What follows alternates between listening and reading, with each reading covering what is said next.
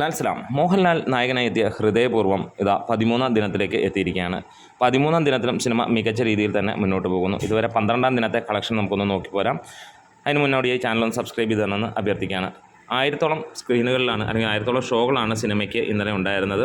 93,000-ഓളം ടിക്കറ്റുകൾ വിറ്റുപോയി. 1,45,00,000 രൂപയാണ് ട്രാക്ഡ് കളക്ഷൻസിലൂടെ സിനിമയ്ക്ക് വന്നത്. അതായത് 35%. സിനിമയ്ക്ക് അതായത് ആദ്യമായിട്ട് 2 കോടിക്ക് താഴെ വരുന്ന ആദ്യ ദിനമായി മാറുന്നു. ഇതിനു മുമ്പുള്ള 11 ദിനങ്ങളിലും സിനിമയ്ക്ക് 2 കോടിക്ക് മുകളിലായിരുന്നു. ഇന്ന് 1,80,00,000 രൂപയോളമായിരിക്കാം വരുന്നത്. കേരള ബോക്സ് ഓഫീസിൽ നിന്ന് സിനിമ 34 കോടിയിലേക്ക് എത്തുന്നു എന്നുള്ളതാണ് സന്തോഷകരമായ വാർത്ത. അതുപോലെ തന്നെ വേൾഡ് വൈഡായിട്ട് സിനിമ 70 കോടിയിലേക്ക് എത്തുന്നു. 66 കോടി കഴിഞ്ഞതായിട്ടാണ് റിപ്പോർട്ടുകൾ വരുന്നത്.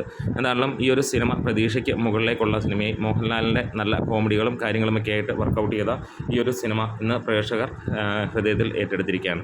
സിനിമയ്ക്ക് ഏറ്റവും കൂടുതൽ കളക്ഷൻ വന്ന ദിനങ്ങളായിരുന്നു വെള്ളി, ശനി, ഞായർ ദിനങ്ങൾ. പ്രത്യേകിച്ച് ശനി, ഞായർ ദിനങ്ങളിൽ സിനിമയ്ക്ക് 8 കോടിയോളമാണ് കളക്ഷനായി വന്നത്.